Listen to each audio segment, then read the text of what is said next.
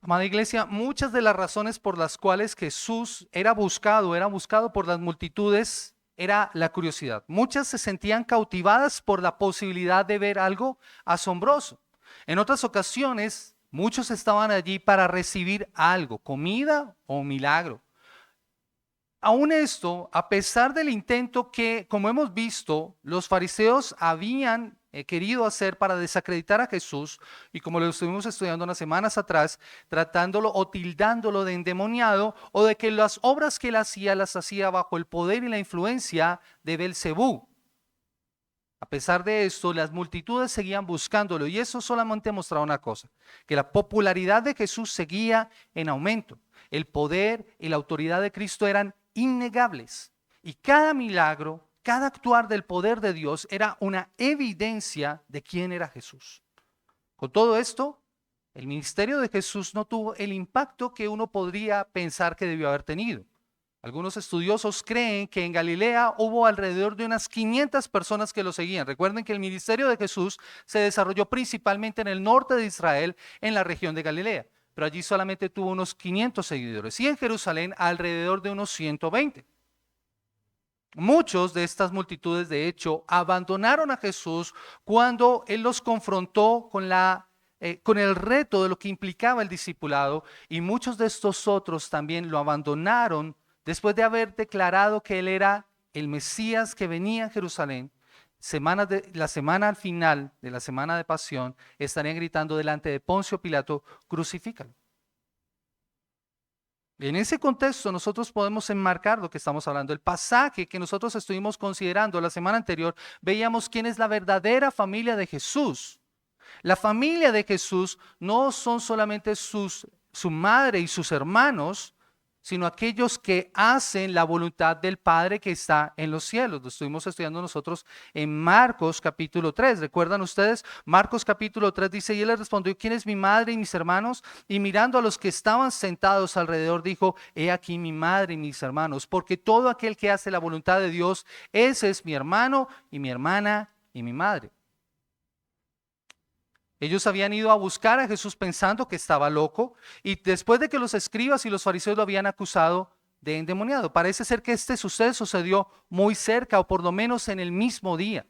El pasaje que estudiaremos la semana próxima nos continuará mostrando las parábolas del reino. Y esto para poder entender el contexto en el que nosotros estamos estudiando esta porción. La realidad del reino, mis amados hermanos, la realidad del reino se hace cada vez más evidente dentro del ministerio de Jesús, que es lo que Él ha venido a mostrar. Marcos capítulo 1, el versículo 15 dice: el tiempo se ha cumplido, el reino de Dios se ha acercado, arrepentidos y creed en el evangelio. Ese es el mensaje que Él está predicando. Pero ahora, dentro de su enseñanza y en el proceso con sus discípulos, Él se va a tomar un tiempo particular para hablar de lo que significa el reino de Dios, que va llegando a la tierra y que se va mostrando por medio de la predicación del evangelio. El pasaje que estamos enfatizando, el que estamos estudiando en esta mañana, nos habla acerca de la obra de la palabra en la vida del creyente. Pero también nos muestra por qué algunas personas rechazan el mensaje. Cómo es que algunas personas no se ve el fruto que debería verse en cuanto a la palabra. Y eso tiene que ver con no la palabra, sino con el terreno en el que se siembra esa semilla de la palabra. ¿Cuál es el resultado de la predicación de la palabra del Señor? ¿Y quiénes dan fruto de esa semilla sembrada que es la palabra?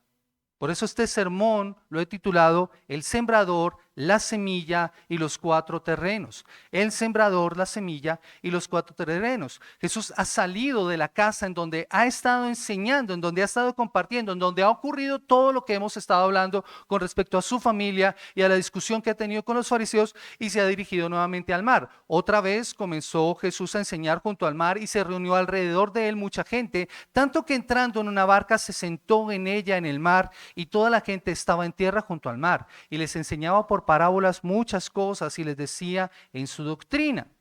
La multitud es tan grande que es necesario poder prepararse para poder enseñar. De hecho, la gritería es tan fuerte que él se ve obligado a subirse en un bote y hacer un púlpito improvisado para poder enseñar.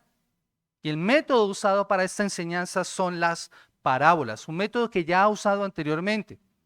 Ahora lo usa con una ilustración que era muy vívida para las personas que están allí, una ilustración que tiene que ver con el campo y la siembra. De hecho, muchos de los oyentes seguramente se identificarían con esta enseñanza porque de seguro ellos eran agricultores o conocían a agricultores muy cerca de ellos. Y en las laderas de Galilea uno puede ver los cultivos muy cerca allí, así que era una imagen que impactaría a las personas. La evidencia es que la multitud es como esos diversos terrenos.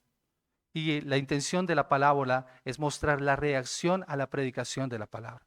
Por eso lo primero que debemos ver se encuentra en los versículos del 3 al 9 y es la parábola en sí, la parábola de los terrenos. Versículo 3, oíd, he aquí el sembrador salió a sembrar y al sembrar aconteció que una parte cayó junto al camino y vinieron las aves del cielo y la comieron y otra parte cayó en pedregales donde no tenía mucha tierra y brotó pronto porque no tenía profundidad de tierra, pero salido el sol se quemó porque no tenía raíz, se secó. Otra parte cayó entre espinos y los espinos crecieron y la ahogaron y dio fruto. Pero otra parte cayó en buena tierra y dio fruto, pues brotó y creció y produjo a 30, a 70 y a 100 por uno. Entonces le dijo, el que tiene oídos para oír, oiga. Después de que ha llegado a la orilla, él le empieza a enseñar. Y les enseña por parábolas. Una parábola, para los niños que están aquí, una parábola es una comparación. Es una ilustración que Jesús usa. Es un método que era usado por los maestros de Israel para enseñar, en donde se tomaba una escena de la vida cotidiana y se aplicaba una enseñanza de una verdad espiritual. Los detalles en la parábola no importan. Y en muy pocas parábolas se menciona el nombre para que las personas, en cuanto a los nombres de las personas que participan en la historia, no se mencionan para que los oyentes se pudieran identificar con la historia. Pero el primer llamado que hace Jesús, ¿cuál es? Encontramos eso en el versículo 3. El primer llamado de Jesús, ¿cuál es? Oíd. Oíd. Eso es como cuando un profesor llega a un salón de clases, ustedes no sé si se han dado cuenta, especialmente los niños que están aquí y van a clases. ¿Qué es lo primero que dice el profesor cuando llega a una clase? Silencio, presten atención. Jesús está haciendo lo mismo acá. Tiene que hacerlo porque la multitud reunida tal vez está haciendo una algarabía terrible y hace más difícil la enseñanza que debe ser escuchada. Pero también la intención de esta palabra es una orden para que ellos puedan aprender, para que ellos puedan escuchar, porque lo que se va a decir es muy importante. El oír es presten atención. Esto que vamos a decir no lo puedes descuidar. Por eso, lo que Jesús hace es mostrar a través de esta historia su enseñanza. Y lo hace por medio de la historia de un sembrador, de quien se nos dice que salió a sembrar y que lo hacían como lo hacían los sembradores de cereal, muy posible trigo o cebada, en esos campos. Ellos se amarraban una bolsa de tela en la cintura y tomaban puñados de la semilla y la lanzaban al campo. Esa era la forma en que se sembraba. Se pasaba el arado, luego se tiraba la semilla y luego se tapaba la semilla nuevamente arando. Pero en ese proceso, pues podía pasar muchas cosas con la semilla, como lo muestra acá. El énfasis no está en la semilla, ni siquiera se nos dice de qué planta era. El énfasis está en dónde. En los terrenos. Por eso se nos dice el sembrador salió a sembrar. Y hay un resultado en los terrenos. El resultado no es el mismo. Primero se nos dice que una parte cayó junto al camino. Lo más probable es que fueran los senderos que dividían los campos. En Israel los campos no tienen cercas. Eran divididos a través de los caminos. De hecho, hace unas semanas atrás vimos en una historia similar que Jesús pasaba con sus discípulos y sus discípulos tuvieron hambre y tomaron de las espigas que estaban allí. Muy seguramente pasaron por un terreno. La tierra por la que pisaban, a través del paso del tiempo y por el caminar de las personas, se volvía tan dura como el cemento, de tal manera en que se volvían como caminos que permitían el tránsito de las personas. Y por eso, la semilla cuando cayó allí, no entró. Era un terreno muy duro, de tal forma en que la semilla no podía entrar. Y esa era una oportunidad para las aves para poderla comer. Dice la palabra del Señor que después de esto, otra parte cayó en pedregales. Los pedregales eran los lugares en donde las piedras estaban en el campo cubiertas con una pequeña capa de tierra. De tal manera que no es visible la piedra, pero allí está.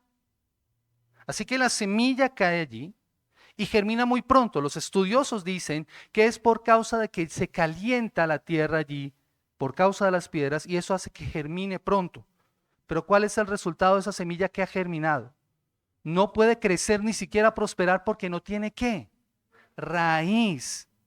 Y se seca tan pronto sale el sol. Otra parte cayó entre los espinos, una maleza que crece con mucha rapidez y en abundancia. Estas, cuando las semillas caen allí, también crecen, pero son ahogadas. Literalmente, la porción de la palabra del Señor, la palabra usada por Marcos es la palabra estrangular. Es como si esas ramas de esas espinas hubieran tomado a la naciente semilla, a la naciente mata que está saliendo allí y la estrangularan, quitándole la vida. La tomaran por el cuello y la ahogaran, porque roban los nutrientes del suelo y tapan la luz del sol que permitiría el crecimiento y el fortalecimiento de esa semilla. Por eso no dio fruto, quedó estéril y al final eso resultaría en la muerte de la planta. Pero finalmente el Señor nos dice que una parte de esa semilla que salió, que lanzó el sembrador, cayó en buena tierra. Y el resultado fue notorio. Dice que brotó, creció y dio fruto en una acción continua. O sea, la intención de Jesús al señalar esta porción es decir que mientras crecía, esta planta iba dando fruto. En la siembra, el fruto se obtiene al resultado final, es el resultado final del crecimiento, especialmente en estas plantas que son cereales, el trigo, la cebada, los similares a estos, el fruto se recoge al final, cuando ya está lista para la cosecha. Pero aquí la intención es decir que mientras iba creciendo, iba dando fruto. Y dice que la cosecha en Israel se consideraba buena si daba un rendimiento del 6 al 8 veces por 1.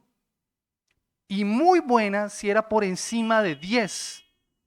Pero noten el resultado de esta cosecha que nos muestra Jesús. ¿Cuál es? Dice que esta cosecha dio al 30, al 70 y yo dije 70, ¿cierto? Es 60 y al 100 por 1. Al 30, al 60 y al 100 por 1. O sea, esta fue una cosecha extraordinaria. De hecho, que Jesús señalara los resultados de esta cosecha de esta manera debió haber dejado sorprendidos a los oyentes. Porque hay un notorio contraste en el resultado que se obtenía de los verbos que está usando el Señor aquí en esta porción. Y noten aquí el contraste de estas semillas lanzadas y el resultado, ¿no? Mientras que una que es lanzada en la tierra y es comida por los aves, por los pájaros, la otra crece. Mientras una nace y se seca pronto y se marchita, la otra produce fruto. La otra creció, mientras que otra fue asfixiada por los espinos. Hay un contraste muy notorio aquí en estas porciones. Después de esta enseñanza dice la palabra del Señor que la multitud se fue y de ellos no se dice nada. Esa multitud que se reunió para escuchar al Señor se dispersa y no hay ninguna alabanza de parte de ellos. De hecho, muchos debieron haber quedado confundidos. Otros, posiblemente los agricultores de la zona, debieron haber quedado hasta ofendidos porque Jesús no conocía cómo es que funcionan las cosechas en Israel. Ese fruto y ese resultado no es posible. Al finalizar, por eso es que Jesús vuelve a decir, el que tiene oídos para oír, oiga. Y es el momento de la pregunta de los discípulos y la explicación que Jesús les da y que nos lleva entonces a nuestro segundo punto, la razón de las parábolas. Versículo 10 al versículo 13, dice la palabra del Señor, cuando estuvo solo, los que estaban cerca de él con los 12 preguntaron sobre la parábola. Y él les dijo, a vosotros os es dado saber el misterio del reino de Dios, mas a los que están fuera, por parábolas todas las cosas, para que viendo vean y no perciban, y oyendo oigan y no entiendan, para que no se conviertan y no les sean perdonados los pecados. Y les dijo, ¿no sabéis esta parábola? ¿Cómo pues entenderéis todas las parábolas? Como les digo, mis amados hermanos, la parábola termina con una advertencia de juicio. Es un llamado muy fuerte de atención. Oigan, el que tiene oídos oigan, ¿prestaron atención?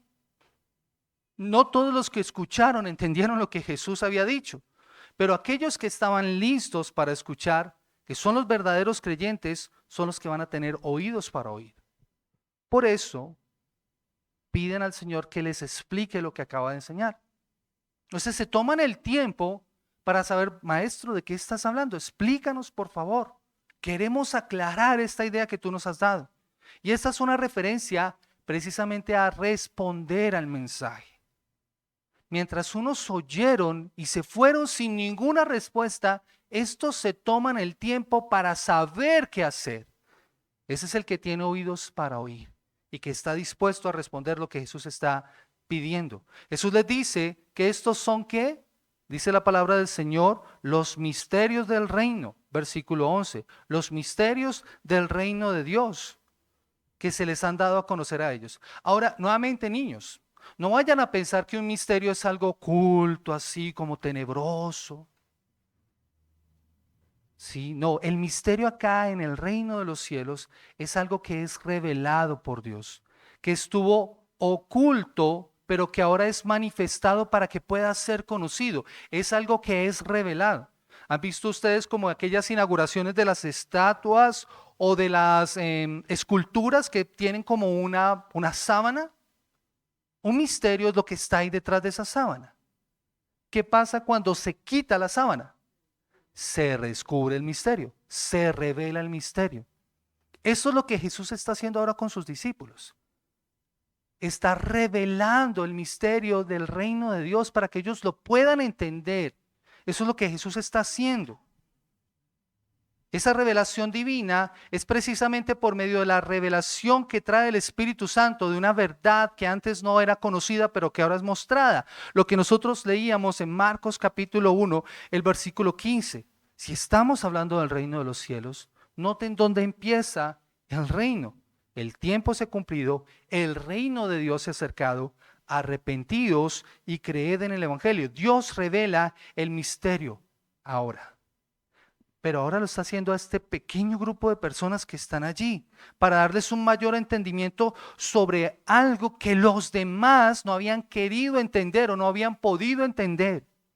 El propósito de las parábolas es precisamente mostrar la llegada del reino de Dios por medio de la predicación de la palabra, por medio de la obra de Jesús. El misterio es que ahora Jesús mismo se está revelando. El misterio es Jesús mismo. ¿Y cómo lo está mostrando? Por medio de cada curación, por medio de cada liberación, por medio de cada enseñanza, por medio de cada demostración de autoridad. Esa es una evidencia de que el reino de Dios está llegando por medio de Jesús como rey. Así se está estableciendo el reino. ¿Cuál es la respuesta correcta de las personas ante el reino? El arrepentimiento y la fe. Porque solamente aquellos que se arrepienten y creen en Jesús pueden entender el reino de Dios. Y de allí que hace un contraste entre ellos que están escuchando y los de afuera. Noten lo que dice la palabra del Señor. Versículo 11, a vosotros os es dado saber el misterio del reino de Dios, mas a los que están fuera por parábolas todas las cosas. Los de afuera son aquellas personas que han sido hostiles al mensaje del Evangelio, que no lo han aceptado, que cuando escuchan a Jesús se molestan. ¿Quiénes son ellos? Los escribas y los fariseos, que han acusado a Jesús de toda clase de mentiras. Pero también estas personas que están afuera son los que no están comprometidos, los que siguen a Jesús por lo que Él les da, pero no por Jesús. O sea, buscan a Jesús por interés. ¿Qué me puedes dar, maestro? ¿Qué puedo recibir de ti? Por eso te sigo. Pero no buscan a Jesús por conocer a Jesús, por amar a Jesús. Por eso los que han sido llamados por Jesús ahora entienden los misterios del reino. Pero los demás no los pueden entender, por eso no pueden convertirse. Y aquí hay una de las declaraciones más fuertes de la palabra del Señor, versículo 13. Versículo 12, dice, para que viendo vean y no perciban, y oyendo oigan y no entiendan, para que no se conviertan y les sean perdonados los pecados. Esa es tal vez una de las declaraciones más fuertes de la palabra del Señor. Esta es una clara alusión a los escribas y los fariseos que han endurecido su corazón en contra de Jesús y de su enseñanza. Y en donde Jesús está condenando la dureza de su corazón, una ceguera que es voluntaria y un rechazo voluntario hacia las enseñanzas de Jesús. Aquí vemos personas que no se comprometen, que solo buscan a Jesús por lo que reciben de Él, pero también vemos personas que en su ceguera han endurecido su corazón. Por eso al no poder entender el mensaje no se arrepienten de sus pecados, ni pueden convertirse de manera que la enseñanza de Jesús los juzga, para que viendo vean y no perciban, y oyendo oigan y no entiendan. ¿Cuál es el resultado? Para que no se conviertan y les sean perdonados los pecados. Aquí Jesús está juzgando a estas personas por el endurecimiento de su corazón. De hecho, la porción que está usando Jesús es una clara alusión a Isaías capítulo 6, versículo 9 y versículo 10. Quiero invitarla a que me acompañe allí. Isaías capítulo 6, versículo 9 y versículo 10. Isaías capítulo 6. Y para poner este pasaje en su contexto, Isaías capítulo 6 es el llamamiento de Isaías, la visión de Isaías y el llamamiento de Isaías. Es uno de los pasajes más gloriosos del Antiguo Testamento. Isaías tiene una visión en el trono de Dios. El Señor obra, toca su labio para que él sea purificado y el Señor lo llama para que vaya y predique el Evangelio. ¿A quién enviaremos y quién irá por nosotros? Pero escuchen lo que dice el versículo 9 y el versículo 10. Dijo, anda y di a este pueblo, oíd bien y no entendáis. Ved por cierto, mas no comprendáis. Engruesa el corazón de este pueblo y agrava sus oídos y ciega sus ojos para que no vean con sus ojos, ni oigan con sus oídos, ni su corazón entienda, ni se convierta, ni haya para él sanidad. ¿Qué es lo que está pasando en este pasaje? El pueblo de Israel, después de la predicación del profeta y después del anuncio del castigo por causa de la desobediencia, no se arrepentía. Profeta tras profeta, el llamado del Señor para este pueblo es: arrepiéntete, vuélvete a mí. Y no hacían caso. Su corazón se había endurecido. Se negaban a ir al Señor en arrepentimiento. Por tanto, Dios declara un juicio y envía al profeta para que en su predicación ellos escucharan, pero no se podrían convertir porque su corazón se había endurecido. Así que Dios enviaría un juicio. ¿Y cómo lo haría? Dice la palabra del Señor más adelante que Él enviaría a un reino, que en este caso es el reino de Babilonia, liderado por Nabucodonosor, que los castigaría.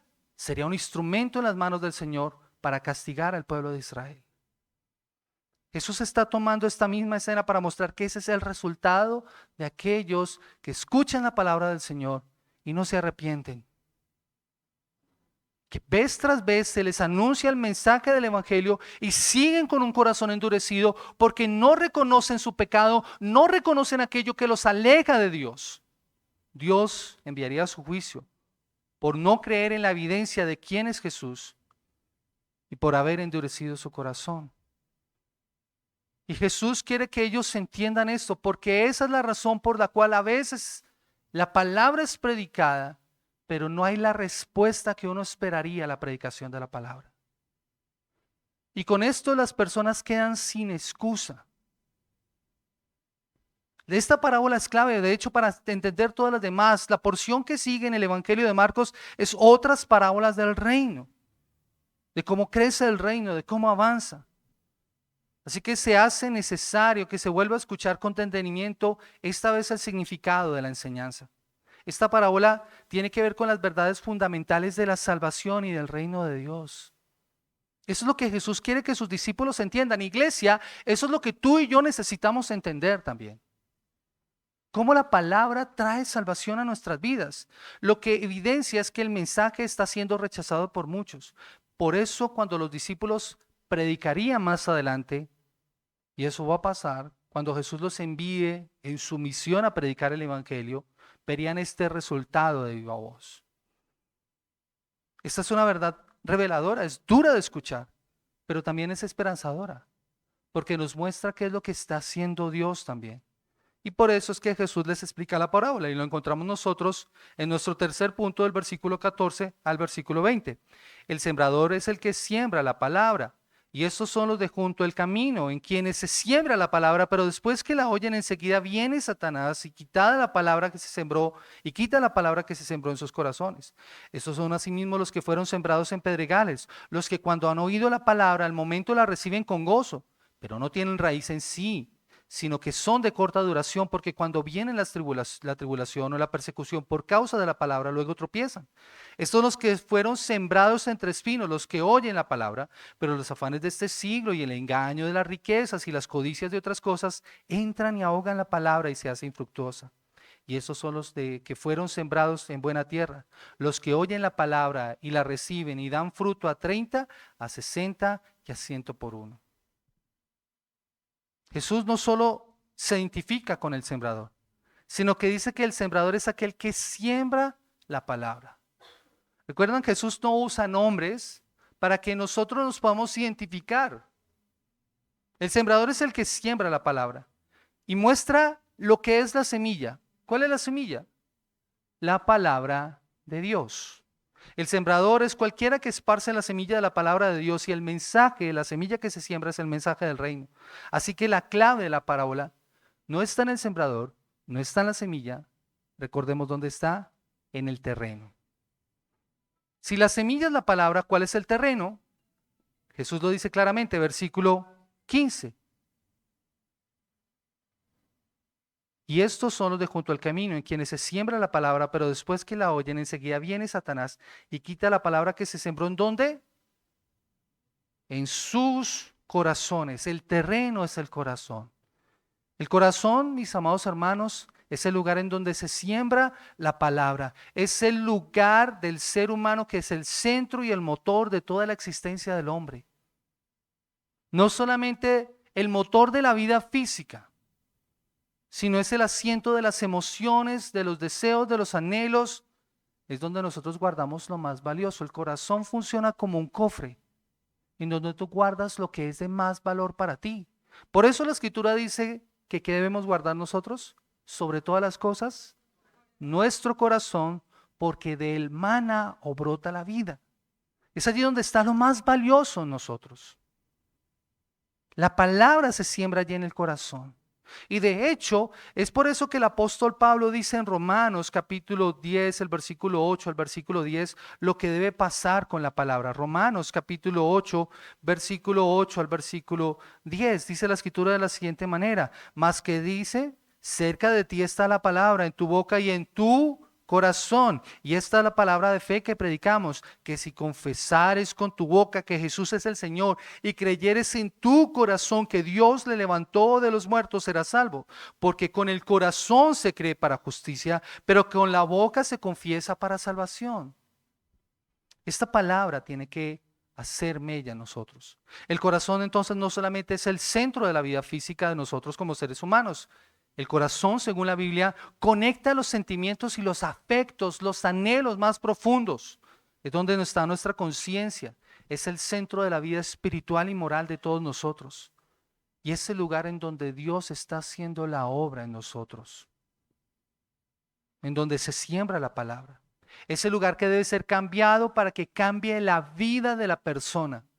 Que debe cambiar lo que hay en nuestro corazón. Para que de esa manera cambie en nosotros, cambien las personas, los corazones de los hombres. Entonces son el terreno donde se siembra la palabra como una semilla. En nuestro interior. Y los 4 terrenos y sus 4 respuestas básicas a la predicación de la palabra podrían ser denominados de la siguiente manera, de acuerdo al resultado. El primer terreno serían los indiferentes, el segundo los superficiales, el tercero los materialistas y el cuarto los receptivos. Y vamos a ver cómo este mensaje es recibido de distinta manera por los oyentes cuando escuchan el Evangelio. Veamos cada uno de estos terrenos entonces. Primero, los indiferentes. Los que Jesús dice que son aquellos a los que llega la palabra pero no entra. Que vienen las aves de los cielos y se las comen. Estos son los de junto al camino. Estos son tan duros, tan endurecidos por la incredulidad que la semilla no entra en sus corazones. Es como dice un autor: el mismo sol que brinda vida a la semilla plantada en tierra buena endurece el barro de la incredulidad en los corazones de aquellos que rechazan el mensaje. No es la semilla, mis amados hermanos. Tampoco es el sembrador. Es la incredulidad que tiene el oyente, lo que no hace que dé fruto, que no pueda entrar, que no deja entrar esa palabra. Esa dureza puede verse de distintas maneras en las personas. dudas con respecto acerca de Dios, de su palabra, pero también muchas veces los placeres personales. Hay muchas personas que dicen, yo no necesito de Dios, porque lo tienen todo. Como tienen todo, ¿para qué Dios? Lo tengo todo. Tienen demasiada confianza en sí mismos. Pero era como decía un hermano esta mañana en el estudio de hombres, hay muchas personas que trabajan para tener dinero, que después gastan ese dinero para recuperar la salud que perdieron por causa del trabajo que hicieron. Y dicen que no necesitan de Dios. No necesito de Dios para vivir. Dios ni siquiera es un espectador en su vida. Y en la escritura se nos revela claramente quiénes son esos, son los escribas y los fariseos, porque no responden al mensaje, son hostiles todo el tiempo a la predicación de Jesús, son los que están sentados allí cuestionando a Jesús y que lo están acusando de toda clase de cosas. Pero hay un aspecto que esta porción nos muestra, mis amados hermanos, y es lo que pasa también cuando se está predicando la palabra del Señor. En la predicación de la palabra del Señor indudablemente hay una guerra espiritual. Jesús lo dice. Es Satanás que quita la semilla. Está pasando algo. Por eso la Escritura dice que nuestra guerra no es contra carne ni sangre, sino contra toda potestad, contra toda hueste de maldad. Es una lucha contra la oscuridad, porque Satanás quiere quitar la semilla sembrada. De hecho, acompáñeme por favor a 2 Corintios, el capítulo 4, versículo 3 al versículo 6. 2 Corintios, capítulo 4. Y miren cómo lo dice el apóstol Pablo. 2 Corintios, capítulo 4, el versículo 3 al versículo 6. Dice, pero si nuestro evangelio está encubierto, entre los que se pierden está encubierto, en los cuales el Dios de este siglo cegó el entendimiento de los incrédulos para que no les resplandezca la luz del evangelio de la gloria de Cristo, el cual es la imagen de Dios. O sea, Satanás va a hacer todo lo posible, todo lo que esté a su alcance para no permitir que el reino de Dios avance. Con todo y que ya es un enemigo derrotado, como lo hemos nosotros visto. Pero Satanás va a hacer todo lo posible para quitar la semilla que es sembrada en el corazón de cada persona a la que nosotros le predicamos el evangelio. Pero hay esperanza. Porque ¿cuál es la respuesta de Dios en medio del evangelio? Versículo 6. Porque Dios que mandó que de las tinieblas resplandeciese la luz, es el que resplandeció en nuestros corazones para la iluminación del conocimiento de la gloria de Dios en la faz de Jesucristo. Satanás trata de cegar el corazón de las personas, pero Dios es el que puede hacer que en el corazón de esas personas resplandezca la luz del evangelio por medio de Jesucristo. Cuando el evangelio es predicado, Él puede hacer que la luz resplandezca en el corazón y la ceguera espiritual que ha habido sobre la vida de esa persona es quitada y entonces puede reconocer a Jesús como Salvador. Esa, mis amados hermanos, es la confianza que nosotros tenemos. Así que no hay dureza tan grande que el Señor no pueda quitar, no hay ceguera tan grande que el Señor no pueda iluminar con la faz de Jesucristo y con el evangelio predicado. Y eso nos debe dar a nosotros confianza para seguir predicando el evangelio. Por eso nuestra lucha no es contra carne ni sangre, pero el evangelio brilla con toda su gloria en la faz de Jesucristo. Porque Él es el único que puede romper esa dureza y es el único que puede hacer que la semilla dé fruto cuando Él quiere. Pero no solamente están estos que son indiferentes, están los superficiales. Son los que el Señor ha descrito como aquellos en los que ha caído esa semilla en pedregales. Las multitudes han seguido a Jesús por lo que reciben de Él, pero no están interesados en Jesús. De esos hay muchos hoy en día en las iglesias.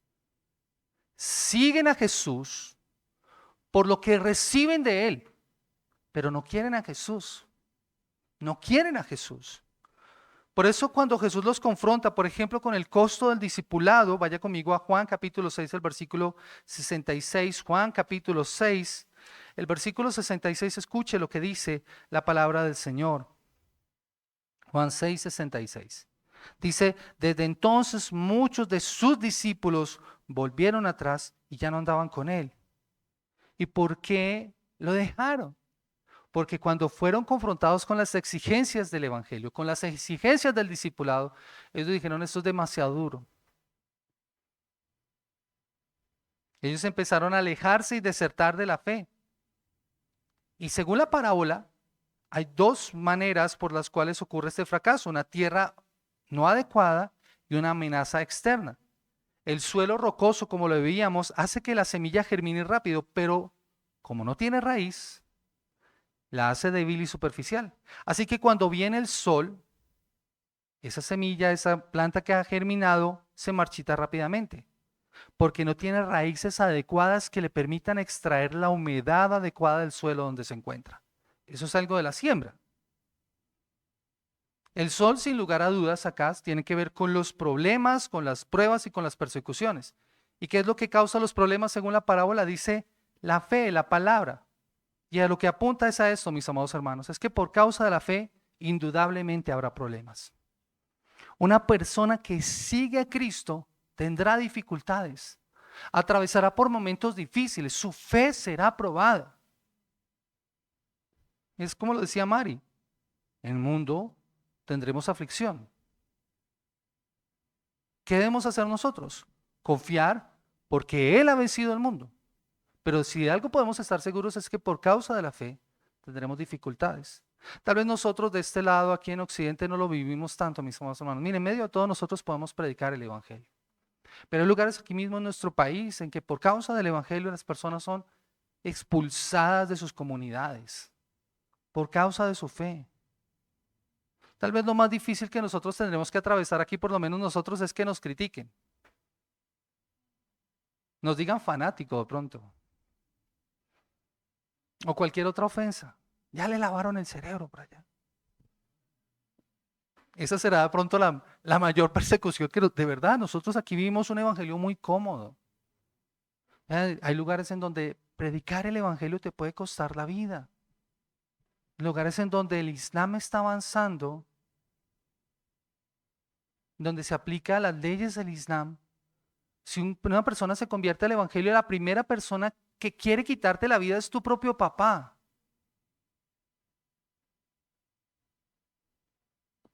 Y nosotros aquí sufrimos por unas cosas. Mis amados hermanos, de hecho, cuando Marcos está dando esta porción de la palabra, esto debió haber sido un consuelo muy grande para la iglesia. Los oyentes originales de esta porción eran hermanos en la iglesia en Roma, cristianos que estaban siendo perseguidos por el emperador romano Nerón. Y si usted ha leído o ha escuchado algo de la historia de este emperador, podemos ver lo bárbaro que era para con los cristianos. Pero estas palabras debieron haber sido consuelo para ellos. Esos son, mis amados hermanos, también aquellos que escuchan el Evangelio, el mensaje de la palabra, pero también son movidos por las emociones.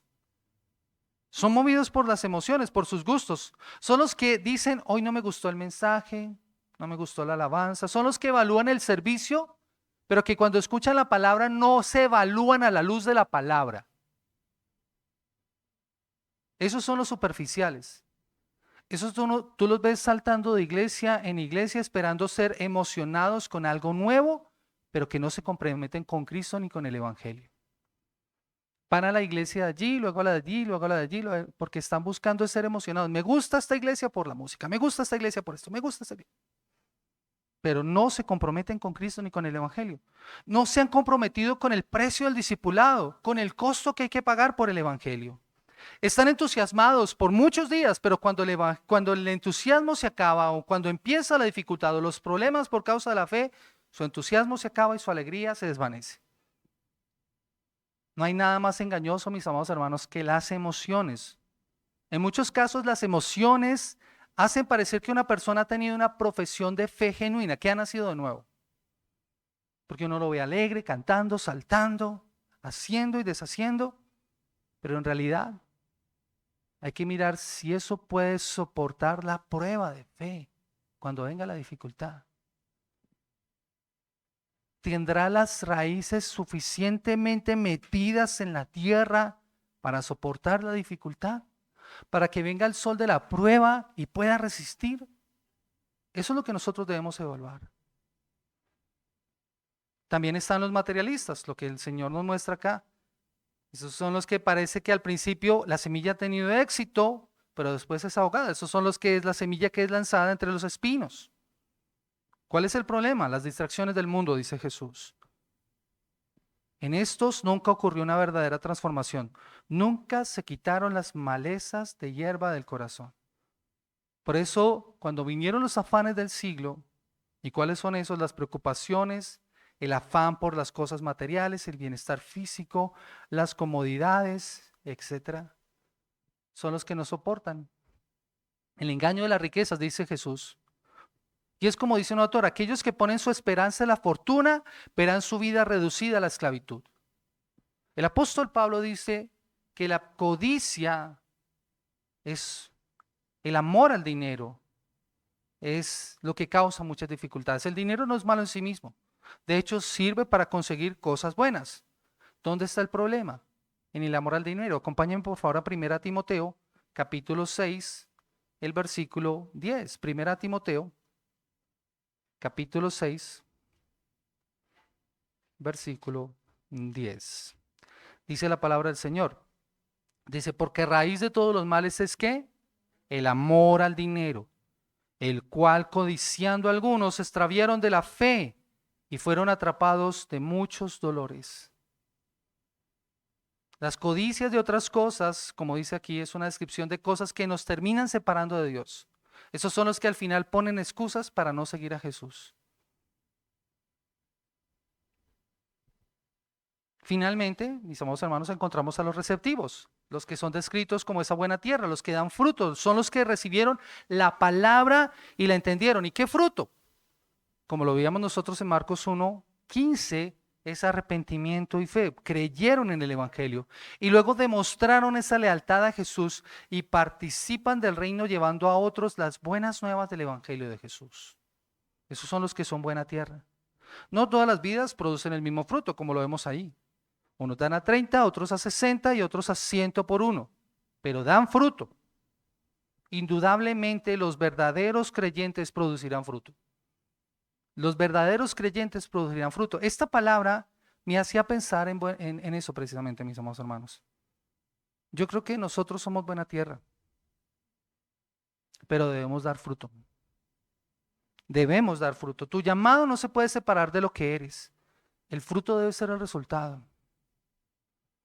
Jesús dijo, todo árbol se conoce por sus frutos. Nosotros debemos dar fruto. Y vaya conmigo para que vean qué fruto el Señor espera de nosotros. Colosenses, capítulo 1, el versículo 3 al versículo 6. Manny mencionaba algunos aspectos, ¿no? El fruto del Espíritu Santo, amor, gozo, paz, paciencia, bondad, benignidad, fe, templanza, mansedumbre. Ese es parte del fruto que el Señor espera de nosotros. Pero escuchen lo que dice el apóstol Pablo en Colosenses, capítulo 1, versículo 3 al versículo 6. Siempre orando por vosotros damos gracias a Dios, Padre de nuestro Señor Jesucristo, habiendo oído de vuestra fe en Cristo Jesús y del amor que tenéis a todos los santos, a causa de la esperanza que os está guardada en los cielos, de la cual ya habéis oído por la palabra verdadera del Evangelio, que ha llegado hasta vosotros, así como a todo el mundo, y lleva fruto y crece también en vosotros desde el día que oísteis y conocisteis la gracia de Dios en verdad.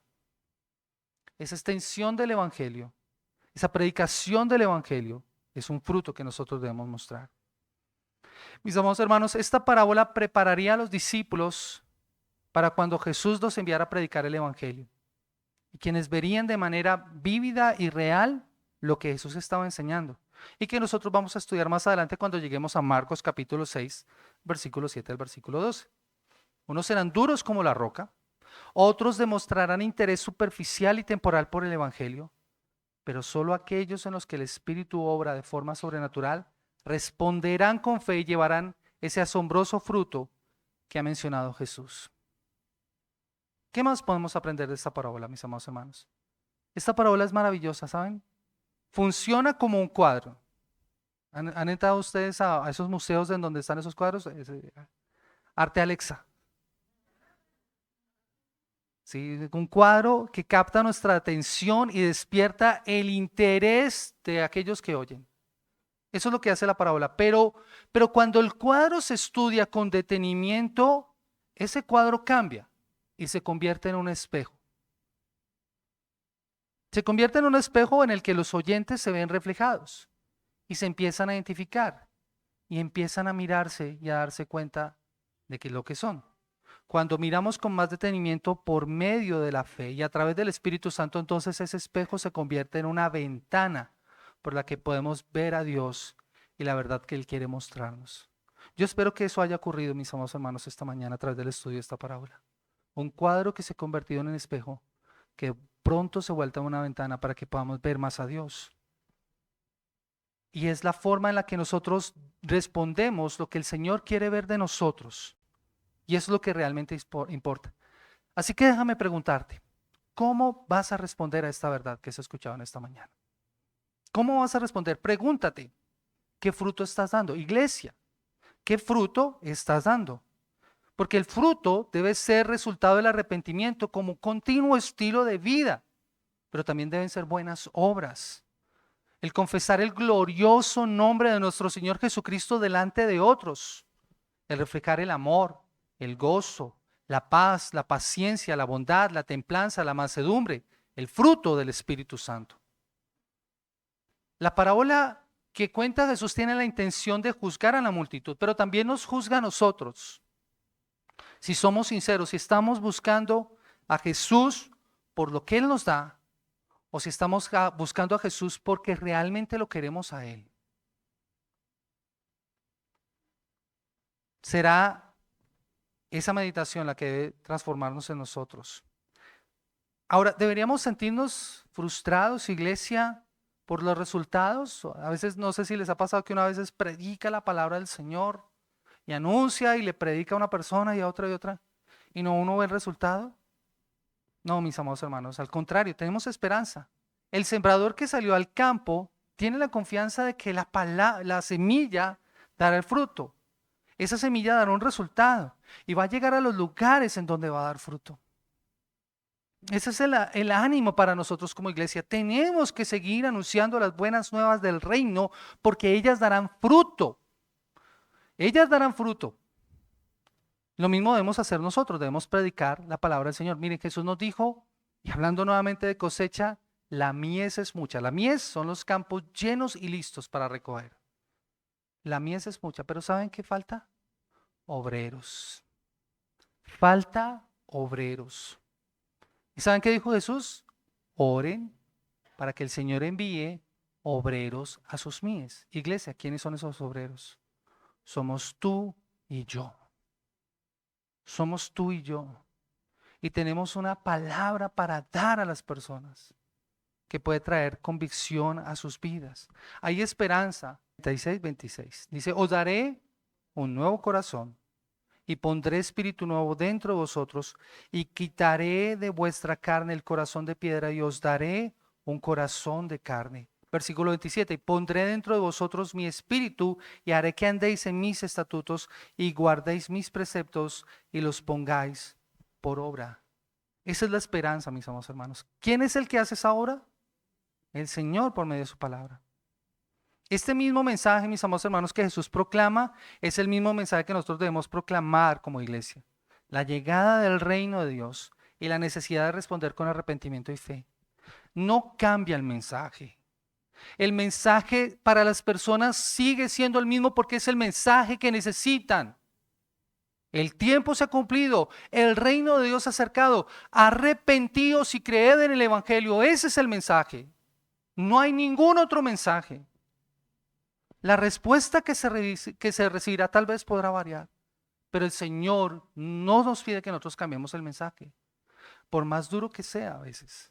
Todos nosotros en algún momento, mis amados hermanos, hemos sido como algunos de estos 4 terrenos, pero solamente la obra del Espíritu Santo en nuestras vidas es la que nos convierte en buena tierra, la que produce mucho fruto. El fruto de nuestra vida es la transformación radical que produce el Evangelio y que nos lleva a compartir con otros el mensaje de la palabra, a vivir en los valores del reino y a desarrollar la mente de Cristo. Así que salgamos, iglesia, a esparcir la semilla de la palabra. Y aunque tal vez no todos escucharán y recibirán el mensaje de la misma manera, Jesús ha prometido que esa semilla dará fruto. Gálatas capítulo 6, el versículo 9 nos dice, no nos cansemos pues de hacer el bien, pues a su tiempo segaremos si no desmayamos. Ese es el llamado, iglesia. Y si estás sin Cristo en esta mañana, si estás sin Cristo en esta mañana, el Señor te dice, si tienes oído para oír y has oído, Dios ha hablado a tu vida. Tal vez te preguntaste qué clase de terreno eres tú.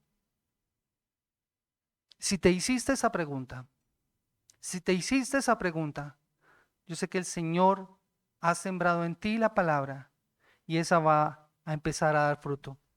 Y el primer fruto que debe dar, indudablemente, es el arrepentimiento de tus pecados. Debes reconciliarte con Cristo. Debes ir a Él en arrepentimiento y fe. Son tus pecados los que han causado tu separación de Dios. Y dice la palabra del Señor que la paga del pecado es la muerte. Pero hay esperanza, porque si vas a Cristo en arrepentimiento de fe, también el Señor dice que la dádiva del Señor en Cristo Jesús es vida. Así que si vienes a Él en arrepentimiento y fe, si confiesas que el Señor es tu Señor, entonces Él te dará el perdón y podrás tener vida eterna. Ven a Cristo en arrepentimiento y fe. Es como lo mencionaba María en Juan capítulo 15. Quiero que me acompañe para finalizar allí. Juan capítulo 15, el versículo 5 al versículo 8. Juan capítulo 15. Dice la palabra del Señor, Juan capítulo 15, versículo 5, yo soy la vid, vosotros los pámpanos, el que permanece en mí y yo en él, éste llevará mucho fruto, porque separados de mí nada podéis hacer. ¿Escuchas eso? Separado del Señor nada puedes hacer. Versículo 6. El que en mí no permanece será echado fuera como el pámpano y se secará, y los recogen y los echan al fuego y arden. Si permanecéis en mí y mis palabras permanecen en vosotros, pedid todo lo que queréis y os será hecho. En esto es glorificado mi Padre, en que llevéis mucho fruto y que seáis así mis discípulos. ¿Qué es lo que quiere Jesús? Quiere que seas su discípulo. Quiere que le sigas. Quiere que le ames. Por eso ven a Cristo en arrepentimiento y fe. Hoy es día de salvación. Ven a Cristo. No tardes. Invitarles a la iglesia que estemos orando en esta mañana. Le demos gracias al Señor. Soberano Señor Dios. Rey de toda gloria y majestad, tú que estás en los cielos gobernando. Señor, a ti nos rendimos en esta mañana. Y reconocemos tu grandeza, tu señorío, tu poder, tu majestad. Y nos postramos delante de ti reconociendo, Señor, nuestra necesidad espiritual, Señor.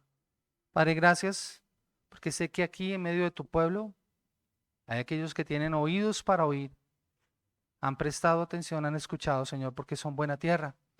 Y esta palabra que se ha sembrado dará fruto, un fruto abundante, Señor. Señor, tu palabra que permanezca en nosotros para que nosotros podamos pedir, Señor. Oh Señor, gracias por esta obra maravillosa que estás haciendo en nosotros, porque la luz del Evangelio ha resplandecido en nuestros corazones y nos ha cambiado y nos ha transformado, Señor. Oh, gracias por tu pueblo, por tus hijos, Señor, por la iglesia que es reunida, Señor. Que tu gracia y tu favor sean sobre nosotros en esta mañana. Permítenos, Señor, salir al mundo a predicar y a mostrar a otros las verdades gloriosas del Evangelio que cambian y transforman las vidas, Señor. Gracias por tu pueblo aquí reunido, Señor. Honramos y bendecimos tu nombre y te damos a ti toda la gloria y la honra en el nombre poderoso de Cristo Jesús. Amén. Amén. Amada iglesia, que el Señor les bendiga grandemente.